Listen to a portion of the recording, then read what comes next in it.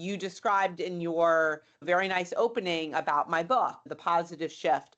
And that book got rejected by multiple agents, multiple publishers. Oh, there's so much about happiness. It's already everywhere. The market is saturated. And I went through periods of feeling really discouraged. Nobody is going to want to read my book on happiness. But eventually I found this really great publisher, Ben Bella. They've been super to work with. I love them to death. And I think ultimately I got to the place of saying, I am going to need to know that if my book is not published, I've tried everything I could do. And then I can let it go. Okay, it's not a book, whatever, but I tried. And so I think the distinction is when there are things that are still in your control, in your agency, act if you can. No matter the outcome, it feels better to have done something. Welcome to the Mixed Emotions podcast. This is your host, Mihir Oak. Dr. Catherine Sanderson, thank you so much for coming to the Mixed Emotions podcast, taking out the time. You are extremely busy. You are the polar professor, family professor of life sciences at Amherst University, that's Massachusetts. And you call yourself the nerdy professor. These are your words. And you love to talk about and write about psychology. And you've written a plethora of books ranging from high school textbooks to college level textbooks to books on parenting to positive psychology to a lot of psychological effects. And then comes the Substack column that you write. And I think I've read quite a few of your posts, but I think my favorite one is the one that you published in November last year. And it's called Sorrow is Better Than Fear. Yeah. And I just want to read one small paragraph that you wrote about. It goes by, sorrow is better than fear. Fear is a journey, a terrible journey, but sorrow is at least an arrival. When the storm threatens, a man is afraid for his house. But when the house is destroyed, there is something to do. About a storm, he can do nothing, but he can rebuild a house. How do you get to such a thought process to be able to write it and be able to put so much meaning? So first of all, I have to say, I'm so glad that you like that post. I remember writing that one and it was at a really hard time. And I'm so touched that you read it and you thought about it, et cetera. And then I also have to say that passage, that quote is from the author Alan Paton from Cry the Beloved Country. And it's been one of my favorite quotes since I was in high school. I remember reading that quote in high school because I think it really illustrates that when hard things happen, sometimes it's actually harder when we're going through them than after it's over, and at least we can pick up the pieces and move forward. So I was hoping that quote would speak to other people. I think it's spoken to you. And so I'm so glad that resonated with you. But sorrow is such I don't know if it's a weird thing. It is a weird thing to be experiencing sorrow. What do you think is the difference between sorrow and regret, if there is any? So I think that's a good question. I think that the difference is that when we think about regret, there's often a sense that we could have done something different. So sorrow is, I'm really sad that my mother died, or et cetera. But regret is often, I really regret that this happened and I could see some path by which I could have avoided it. And so I think the distinction is that regret almost feels more blameworthy, like I could have done something different to prevent that thing, versus sorrow of just being sad that this is the state. And so I think that really does feel different in that way because it's not something that we're blaming ourselves for or counterfactual thinking about. So you're saying sorrow is out of our perceived control. That is right. I've honestly never thought about it before, but I think that's the difference. Like, I think that sorrow is a sense of, I'm so sad this happened, but regret is, and I caused it, and I could have prevented it. And that sort of haunts us. How do you think that one should manage regret if it is inflicted? So I think a really important question, is it too late? Is it too late? Could you do something different? So in some cases, that ship has sailed. We tried this and it didn't happen. But in other cases, it's not too late. Are there things that you could do? I remember talking at a group of sort of young people at some point about taking a chance and risking rejection or disappointment. And somebody came up afterwards and said, I am going to tell this woman that I like her, that I've never told her. And I don't know what happened, so I can't say, and now they're happily married. But the idea is that if you never took that chance, there's always this what if. There's always this what if I hadn't gone through. You described in your very nice opening about my book, The Positive Shift. And that book got rejected by multiple agents, multiple publishers. Oh, there's so much about happiness. It's already everywhere. The market is saturated. And I went through periods of feeling really discouraged. Nobody is going to want to read my book on happiness. But eventually I found this really great publisher, Ben Bella. They've been super to work with. I love them to death. And I think ultimately I got to the place of saying, I am going to need to know that if my book is not published, I've tried everything I could do, and then I can let it go. Okay, it's not a book, whatever, but I tried. And so I think the distinction is when there are things that are still in your control, in your agency, act if you can. No matter the outcome, it feels better to have done something. Right. In Hindu spiritual mythology, there is this book called the Bhagavad Gita. Do you know about it? No, tell me. So the Bhagavad Gita is like our cornerstone spiritual book in the Hindu religion. And it gives you a lot of knowledge about how to deal with the world and how to deal with your emotions and it's a part of a storyline of another sect. And they're all based on gods and wars and the human form of aspiration, ambition, everything, all the feelings that you think about. And there is this one line in that which resonates with me a lot. And I have actually mentioned this a couple of times on this podcast to other people as well. It goes by Karmanya Vadi Karaste Ma Paleshu Kadachana. It means that the only duty that you have, or the only work ethic that you may have, or the ethic that you may have, is the amount of work that you put in, and you do not and should not need to worry about the outcome of or the rewards of the work that you put in, because that is not in your control at all. The only thing that is in your control are your own actions, and everything else can be left to the Almighty. And that is something which is similar to your No, I love that. I love that. And I think that also there's a distinction in the field of positive psychology about the journey or the process versus the outcome. And what I love about that quote, that story that you just shared, is that it's really distinguishing that, right? Like you can resonate and enjoy the journey, the process, without being like, and here's the outcome. And if this outcome doesn't happen, then I won't be happy. And that's, I think, where a lot of people get stuck. based on the outcome. Why do you think that we're so attached to the outcome? I think the outcome is often what we reward in society because the outcome is clear, right? Hey, I published this book, or I have this medical degree, or I bought this house, or whatever it is, that those things are very tangible. We can describe that, as opposed to I am working on a book forever and ever and it's not published, or I am doing this thing alone. And I think that we get very caught up in what is the outcome as opposed to what is the journey. And if you're only doing something for the outcome, it can be lonely, it can be hard.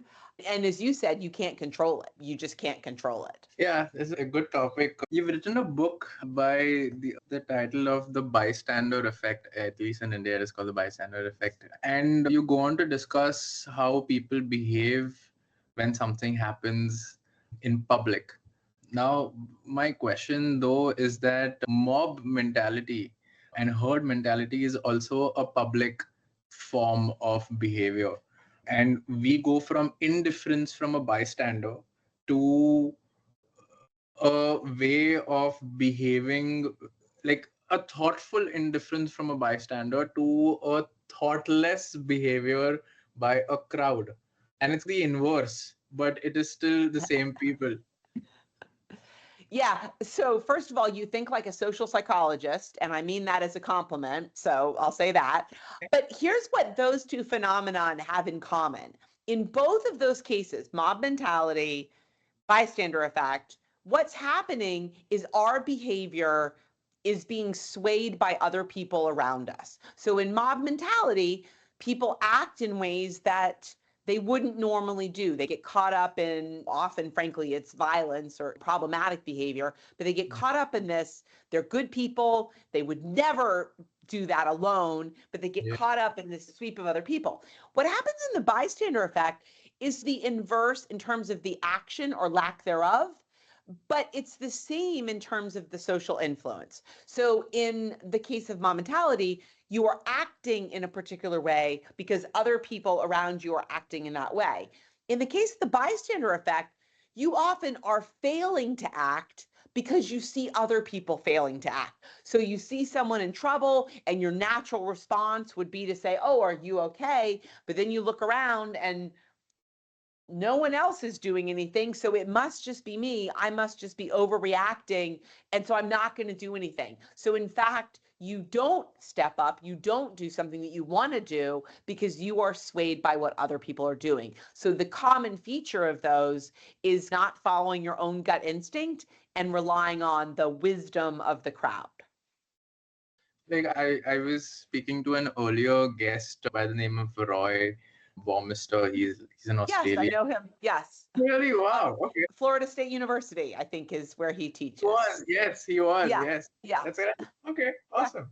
And he said that our social importance or our need to belong is so high that it would be killing for us as individuals to not be part of the society, way the society thinks.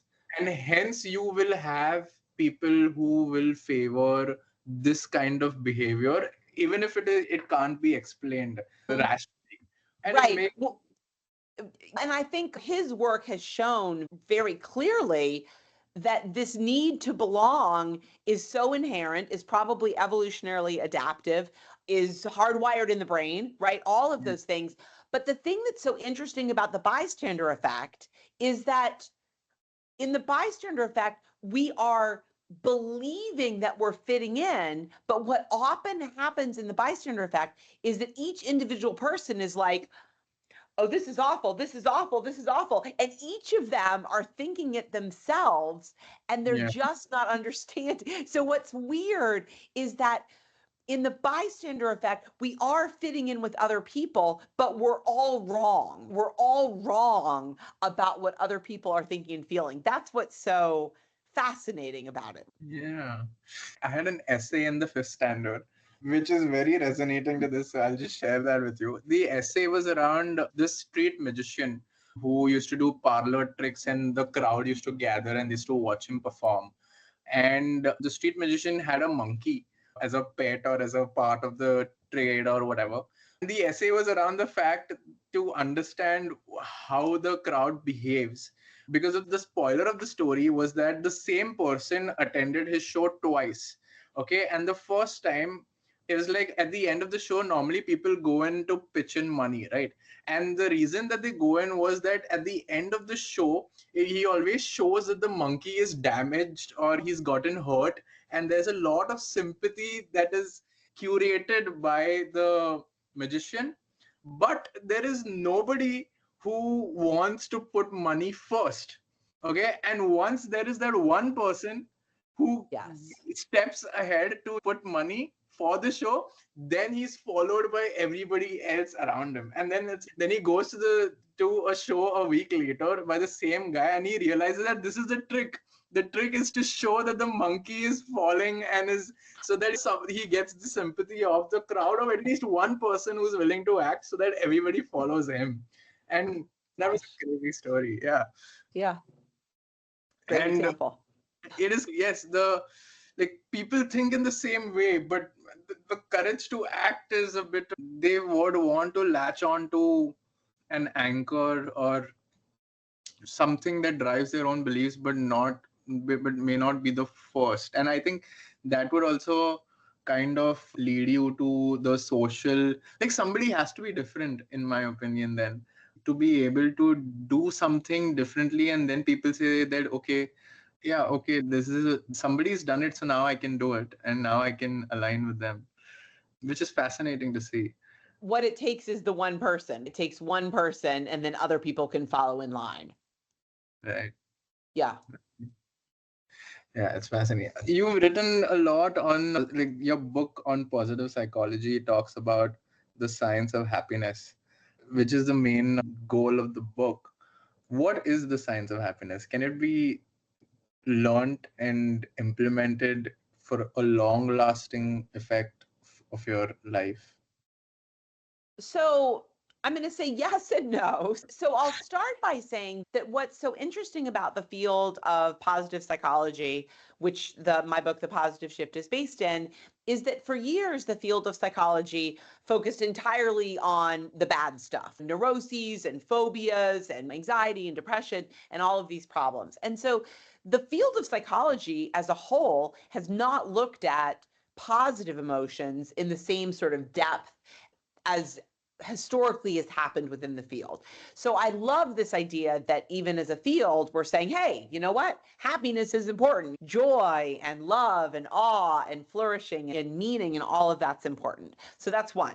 Two, there are definitely people, and you might be one of those people, and if you're not, some of them, who find it very easy to pursue happiness. So it's easy for them to find the silver lining, it's easy for them to feel happiness, etc.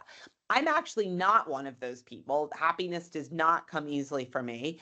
And I think actually I couldn't have written the book if happiness came easily for me, because if happiness came easily for me, it would just be like, be happy. Why do you need a book? Just be happy. That's what you do. So what I love about this field of positive psychology and why I wrote the book, and frankly, why I'm talking to you now and why I do the Substack newsletter, is that there are specific lessons from empirical research about things people can do to be happier. So I'm glad to talk about what some of those are. But the one key thing, which I think is really important, is that it still involves effort. So for people to say, is there a magic thing you can just do and be happy? There's not something magical you can do and just be happy forever, but there are things that you can keep doing and devote time and energy and effort to, which the research says will in fact make you happier, but you actually have to commit to doing those things. And for some people, that takes more effort than for other people. But yeah, the great news for those of us who are not naturally and easily happy is that there is empirical research showing there are things we can do to be happier. And that's a good thing for all of us. It is. One thing you mentioned earlier is that to start on the journey of getting to happiness, we should lean into gratitude. What does its affect, and how do you get gratitude when you're in the dumps and you can't see anything positive? Yeah, so you've frankly identified one of the real challenges is that when people are really feeling depressed, gloomy, etc., it's very hard to snap yourself out of it. So one of the pieces of advice that I commonly give people is that happiness is not one size fits all. And so that means that you might have particular things that make you happy. I might have particular things that make me happy. You know, that might be different for your friend or your parent or your sibling or your neighbor or whatever. And so happiness is not one size fits all. So gratitude for many people is very helpful. And what I like about the gratitude concept is it can take lots of different forms. So for some people, it's writing out a gratitude list. Here are 3 things I'm thankful for in my life right now. For other people, they say, I go around the dinner table at night and I have everybody say, what's one thing you're grateful for today, or what's one good thing, etc. Some people write a gratitude letter. So write a letter to someone who played a fundamentally important role in changing and shaping who they became. And so there are lots of different ways in which we can express gratitude. And what the empirical research would show is that makes people happier. And it makes people happier even with devoting 5 minutes a day to it. So it's not like a big heavy lift. It's a small amount of time can really pay off. And that research has been done even with people who have chronic illnesses. So it's not just people who are physically fit and psychologically happy. Even for people who have chronic illness, writing about things that makes you happy, starting a gratitude practice really pays off. And that means that you're making it a part of your routine. And that's what feels so good. You've written about faking it till you like fake it till you make it is maybe one kind of an affirmation that you may have. Does it really work? One of the most profoundly interesting studies Mm-hmm. demonstrated this fake it till you make it idea. And I talk about this in my book. They brought in people and they had them literally fake a smile, like a big beaming smile or like a neutral expression. So they weren't watching something funny or looking at a funny cartoon or whatever. They were literally holding their face in a particular facial expression. And then while you held that facial expression, you had to put your hand in a bucket of freezing cold ice water. And they said, keep your hand in the bucket as long as you can. And what they found was that people holding the big beaming smile kept their hand in the bucket significantly longer. So what that study is telling us is just faking the smile. Faking the smile changes how your body responds to pain. And so that would be one example. We also know that people who smile, other people smile in response to them. So you're Yeah. smiling and other people smile. And then you're like, oh, yeah, that kind of feels good. And so it also is an example of this reciprocation. One of the things that was hardest for many people during COVID was when everybody wore a mask, you couldn't actually get that See, benefit. You couldn't see a smile. Like you could see, and people would be like, smile with your eyes. And it's really hard to smile with your eyes. And so that was one example, is that it was harder to see people's facial expression, therefore harder to gauge their emotion. But it also meant that we didn't benefit from this contagion of smiling. yeah. What do you think? You would be a master at advising people on how to get to happiness. Um, Any kind of daily rituals that somebody should follow or guidelines on how they could get to the goal of becoming happy easily, maybe some kind of habits, not easily, but Yeah, like a good direction or sure. directions in that direction. Yeah. So here are my three favorites. And again, I'm going to go back to what I said earlier, that happiness is not one size fits all. But the Yes. three that are the most consistently seen in the literature: one, exercise. Exercise, we've heard about the link between exercise and endorphins. Exercise is profoundly important in terms of happiness, and you can choose the exercise. So for some people, that might be jogging. For some people, it might be dancing. For some people, it might be golfing or playing pickleball or tennis or squash or whatever. But so exercise is one, and developing some kind of a regular ritual that involves exercise is great. Two, giving. Lots of research shows that giving to other people is profoundly beneficial in terms of increasing our own happiness. And what I love about this one is that anything counts. So that could be donating money to charity, that could be donating blood, that could be volunteering, but giving to other people is very consistently associated with greater happiness. And then three, and this is probably the most important, and three is building good relationships. So that could be relationships with romantic partners or friends or family members or whatever, but people who have good relationships. It doesn't have to be a large number of relationships, but people who have ongoing, regular contact with people who they care about and who care about them experience higher happiness. So those are my three favorites. Great points, by the way. I think people are going to be making notes and they should make notes. And it's a journey, I would assume, and hope to be a good journey if that is the goal that you want to get to. But can you be happy all the time?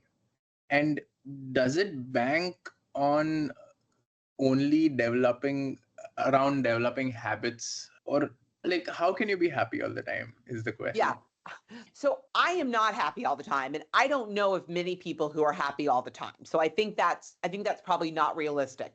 I think the goal though is to increase the percentage of time that you experience happiness, and also to decrease the percentage of time that you're feeling not happy. So I went for a 2.5 mile run this morning. I have been recovering from bronchitis, hence I'm like coughing a little bit. So I'm not feeling great. It was like super hot out. I really did not want to go. I was like, there's really nothing that I'd like to do less than going for this run. But what I knew was that after I went for the run, I would feel better. So I went for the run and I didn't love it. And I felt hot and tired and I wanted to be inside and my legs hurt.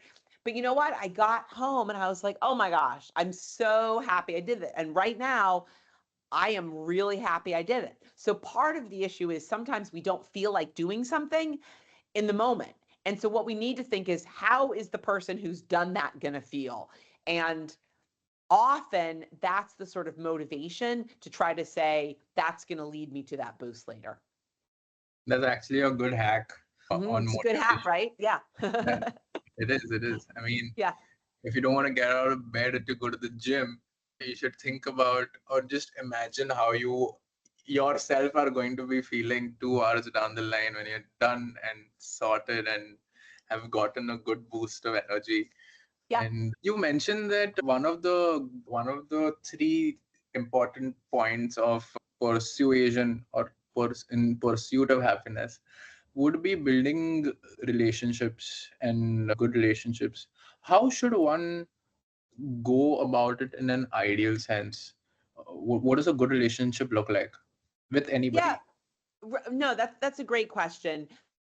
So I think there are a couple things. One, what's really important is that you have people in your life who you can be authentic with. So who you can share this really bad thing happened, or I'm feeling really sad, or I'm really struggling with this. So when we have relationships with people in which we have to like constantly put on a good front, everything's good, let me share my successes, etc., that can actually be burdensome, because sometimes what we really need support from is when things aren't going well. We need advice, we need comfort, we need support in some way.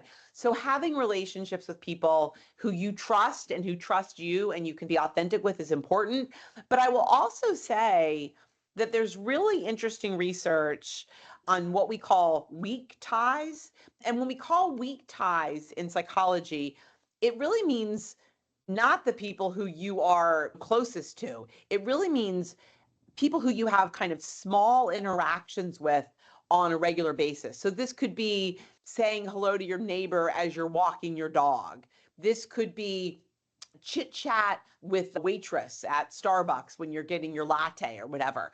And we often underestimate how little tiny conversations can feel good. I was on a flight on Sunday. I was flying back from visiting my son in Peru, and I was running very late for a connection, and there were some other people on my flight, and we just had this chit chat about, oh, I hope I get on. I hope you get on this flight. I hope our luggage makes it. And again, then we both got on the flight. I saw them waiting for baggage claim, and I'm like, we both made it. And so again, I don't know this person. We didn't change numbers. I'm never going to see them again.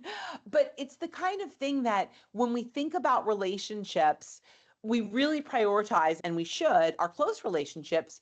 But it's also important to not underestimate how these small moments of interpersonal contact can also make us feel. So I want to just emphasize that weak ties also feel good.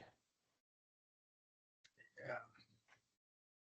Yeah. I don't know if it could, the I don't know comes in the fact that what if you're an introvert in that aspect?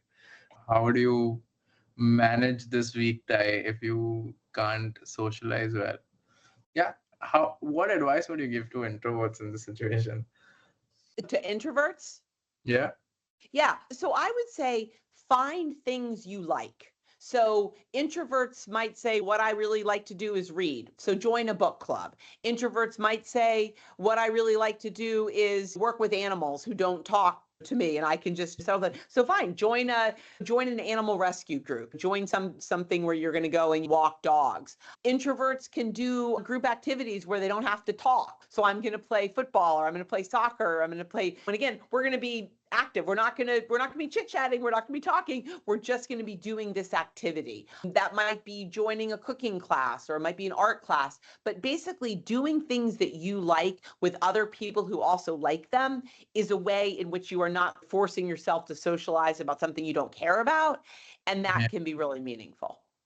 Yeah. I think that would also lead to a good bond with the person, because it's like you're aligning on values around a skill, and that skill is really meaningful to you, and you can talk a lot, and then the friendship or whatever, or and then the opening up, and then it's a good way to start friendship, I would assume. Yeah. And you already have something in common. You already have that thing in common, right? Exactly. Yeah. Exactly. Yeah. Again, a good hack to get new friends and make long lasting friendships based on interest of skill. Yeah. See, building relationships, good relationships, ideally not need, but it will transform you into somebody who's emotionally resilient in some sense. But how should one feel when you say that somebody is mature? Or if I say that I'm a mature person, how should I like feel inside? Should I feel confident? Should I feel calm? If somebody says that is an immature thing to do, what does that mean in terms of feeling? Because in my opinion, it's all through feeling first that is rationalized into thought. So what is the feeling that you get when somebody says that you're immature, or versus somebody appreciates you for your maturity? If you Yeah. Yeah, no, that's a really interesting question. And so I guess I would say that it's really important that we have friends who we can be our authentic selves with. And so if you do or say something that is immature and you're like, that is immature, and they're saying that's immature, then that's actually a good thing. That's your friend calling you out. Yeah. But if you have a friend who's that's really immature and you're like, no, that's the kind of music I like, or that's the kind of movie I like, or that's what I like to do, then that may not be the best friend, because having a friend who gets you. So I have friends who make fun of me for how fast I talk or that I'm bossy. And I do talk fast and I am really bossy. And so they get me. They get me. And yeah, I talk fast and I'm bossy. And that's okay. That's who I am. But if I had a friend who was like, you're cruel or you're immature, that doesn't fit with who I am at all. That doesn't. And so part of that is your friend needs to get who you are. It doesn't mean the friend needs to see you as perfect, right? The friend could see you as being, you're always late or you're always whatever. And that's okay. They're getting you. But the key thing is, if you don't see yourself as immature and they're saying you're really immature, that's not really a good match. Does that make sense? It does, but I would go one step further to ask you that how should one feel? It just doesn't feel right if you know that you're mature and somebody calls you immature, or the other way around. Can you fake it till you make it here?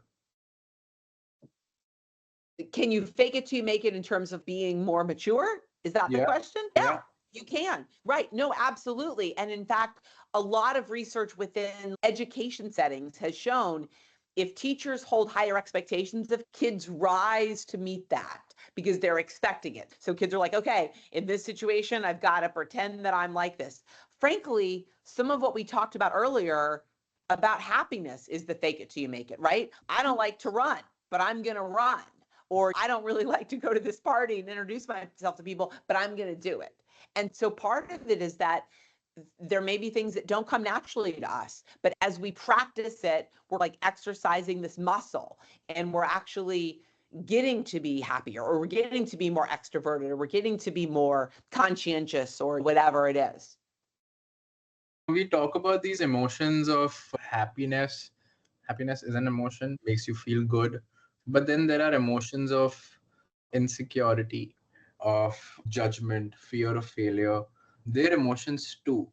And how should one make happiness a priority in a way which does not feel like it is a fake it till you make it hack? It should not feel like a pseudo superficial layer that is temporary. I'm sure that this would, like as you spoke about earlier, like it takes effort and it takes time to.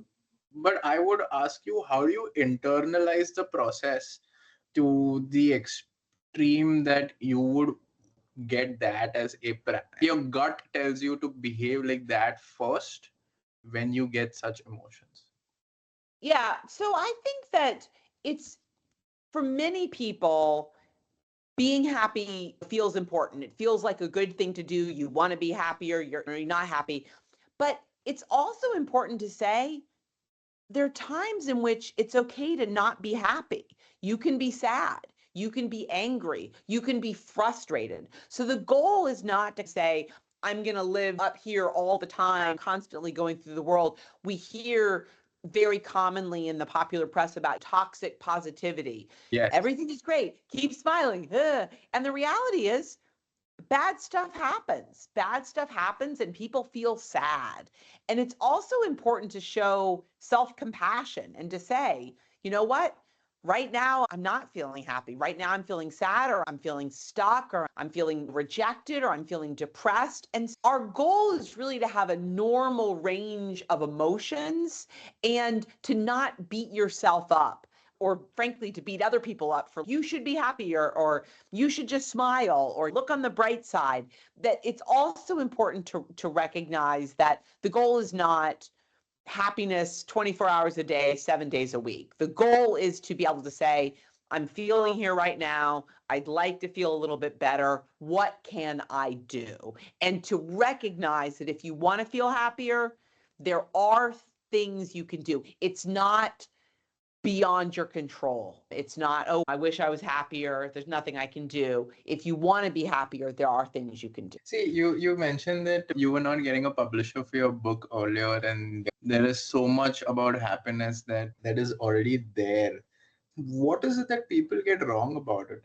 In your experience, there are so many tools, there are a lot of information, a lot of knowledge. I think the world is filled with a lot of examples, but we still find people don't have maybe good guidance, or I don't know, they don't maybe trust the information, or you still find a lot of people looking and wondering and ruminating on how do you get to the best direction towards happiness. Where do you think that problem lies? So I think that sometimes people want to be happy, maybe even understand what they should do to be happy, but they don't actually do it. A question that I often ask my college students is, have you ever made a New Year's resolution that you failed to keep? And lots of people are like, yeah, like all the Yeah. time. And so Yeah. I think part of it is that we all might have good intentions. It's you and I are speaking on July 2nd. I had a goal this summer of cleaning out my garage and my closets and getting organized. Today is July 2nd. That has not yet happened. So I know how to do it. It's not like a mystery, right? It's no secret, but it Yeah. hasn't happened yet. And so I think part of it is many of us think I will focus on happiness when, or I'm going to start exercising when this thing happens, or I'm going to start a gratitude practice. I just got to finish doing the dishes right now and making dinner, and then I'm going to do it. So I think a lot of it for many people is we're waiting, and we're not saying, you know what, today I could be happier. Today I could do something different. So we have the knowledge, but we're not putting it into play. Maybe herd mentality here could do wonders. And I think honestly, it's very easy to say, I'm going to work on that later. I'm going to work on that later. So, yeah, I know I should be happier. I should do that. I have a son who's 27 who really does not regularly exercise. And I'm a health psychologist, or and I'm always like, you need to exercise. And he's like, I know, just work is so busy. And I'm like, yeah, but you really need to exercise. And he's like, yeah, but I'm going out with my friends now. I'm like, yeah, but you really need to exercise. And he knows it. He doesn't think I'm lying. It's just that in his scheme of things, making money, doing his job, spending time with friends, sleeping, whatever, it's not up there yet. And so part of it is we have to decide that in the scope of my life, I'm going to put happiness higher than vacuuming my house or getting 8 hours of sleep or finishing that book project or whatever. I would say creating an environment in a way that people are nudged into thinking this way and then implicating it to themselves is maybe a good idea to have, or make anybody do what is good for them. But the process of getting to a resilient self, is a long one, in my opinion. And you will go through a lot of challenges, and you will, it's not that I want to order pizza, I want to eat pizza, so I order it and it comes in 30 minutes. And like that, you do the same thing. I want to order happiness and order it. How do you trust the process in this situation? Like, it's going to be a long process, and you are going to go through levels, and you're going to be tested on those levels. How should people think about staying due course? So for me, I think it really comes down to, and I say this to some of my students with regularity, and that is life is not a dress rehearsal. This is actually your life. It's not like your life starts when you graduate from college or when you get a job or when you get married or when you buy a house or whatever. Like, this is actually your life. And there's a great quote, probably it'll appear at some point in my Substack if it hasn't already. And it's by the author Annie Dillard. And it's, how we spend our days is how we spend our life. And that's just the reality. So we all have 24 hours in a day, and we get to choose what to do with that. And I have colleagues younger than I am in my office who have a policy in which if you email them any time that's not between 9 and 5 on the weekday, you get a bounce back email that says, this is my not working hours, and I won't be reading or responding to your email until tomorrow. That's my work-life balance.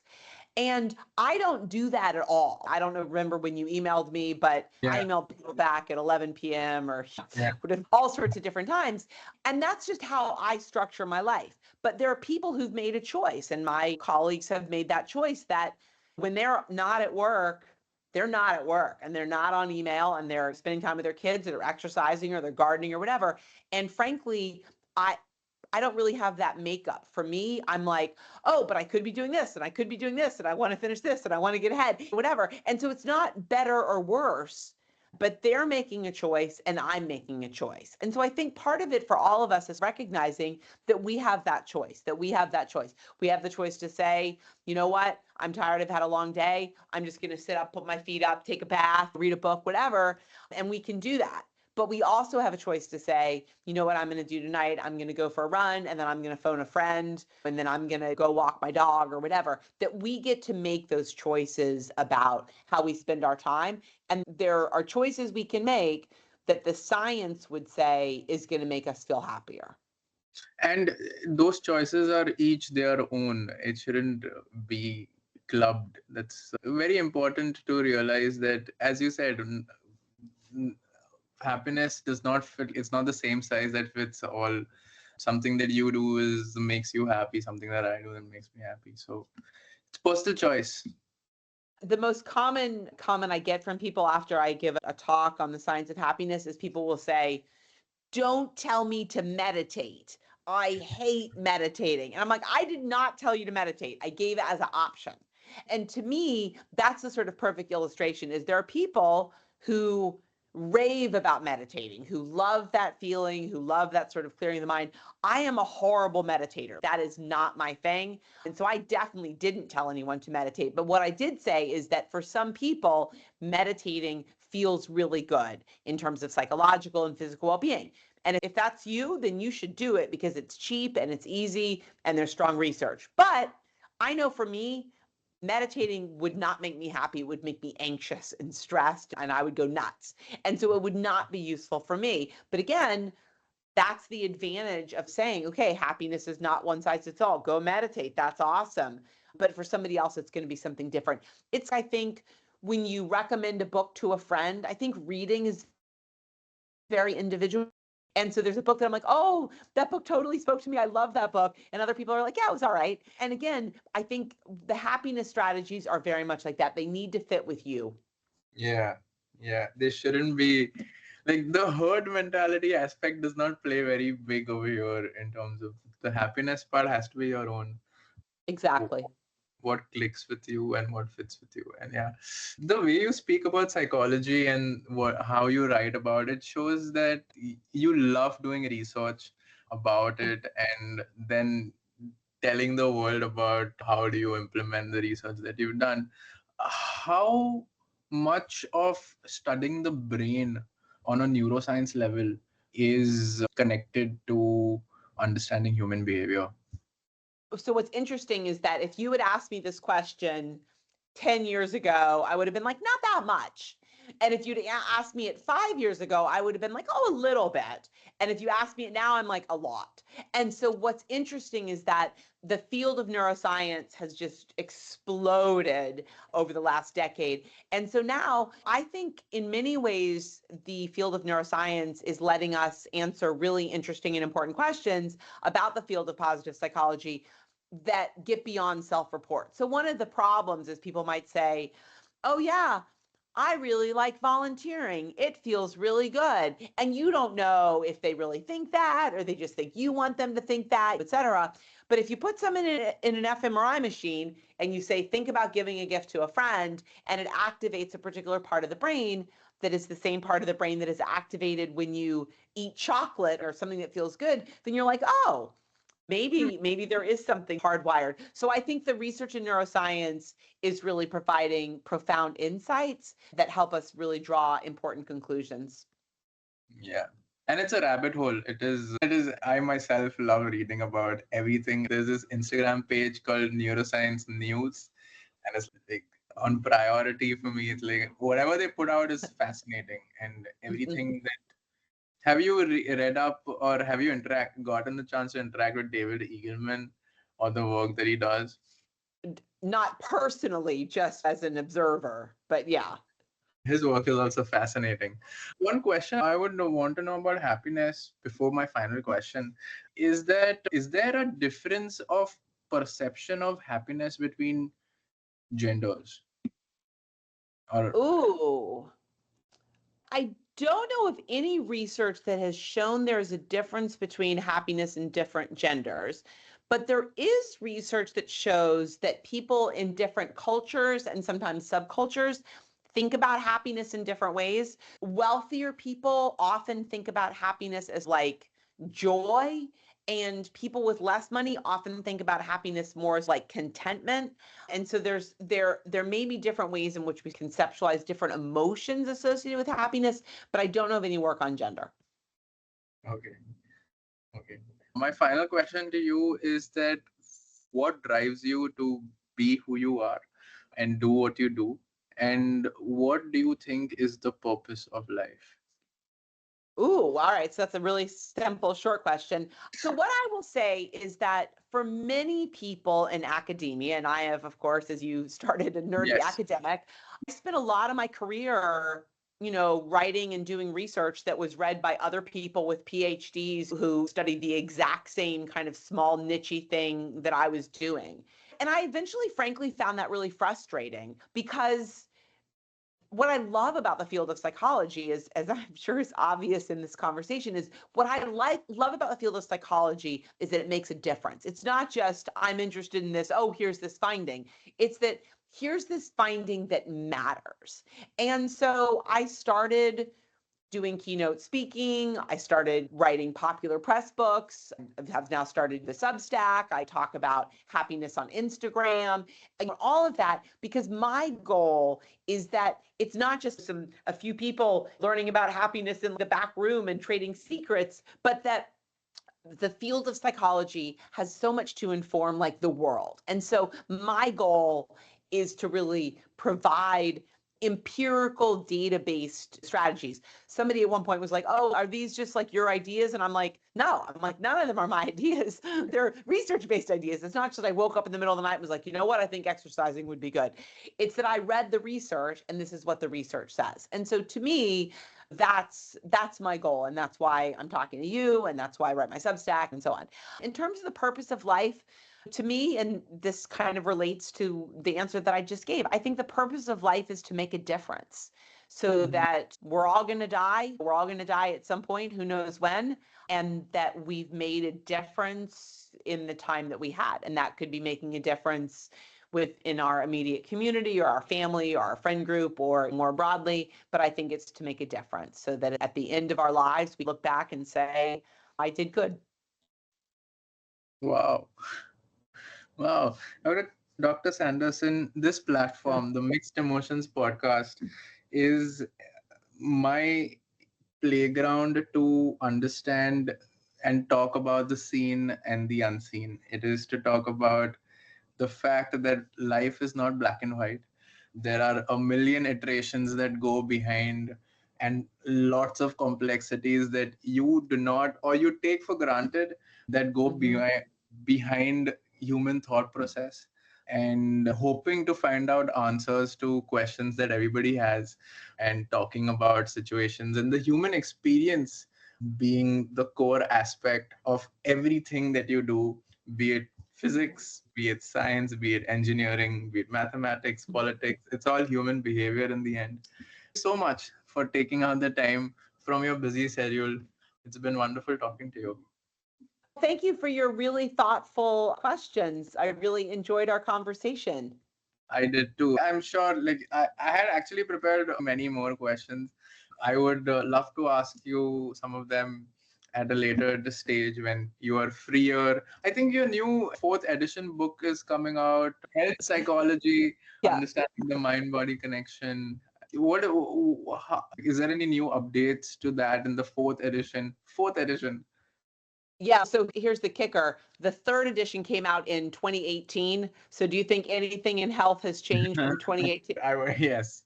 Oh, and that's frankly, the fourth edition has been like a nightmare because everything has changed, right? Everything has changed post-COVID. And so the fourth edition was like a big lift. And I can't wait to see the finished product. Wow. Me Yeah. too. I plan to buying it and I will give you a good review on what I think. Thank you. Thank you. Thank you. Thank you so much for your time. So nice meeting you. Take care. Yes, Bye-bye. you too. Thank you so much for tuning in, you guys. If you like this, then you can hit the like button. The algorithm likes it, gives me more views, and maybe I can contemplate on keeping this channel for free for you to see. If you hit the subscribe button, the algorithm likes that as well. But unlike the like button, this is more useful because you'll be actually notified by every time we do drop a video on this channel. If you have any complaints regarding the content that we drop or the questions that we ask, or you want to give us any suggestions with questions or people that you want us to interview, we have added a feedback form in the description. You are very welcome to fill that up and let me know. If you hated this content and you do not want to see my face ever again, and do not want to share it with anybody, and do not want to refer this kind of content with anyone, then until you do tune in to my next episode or my last episode, or you do tune in, I would like to wish you in Truman Burbank's very own words, good afternoon, good evening, and good night. Cheers.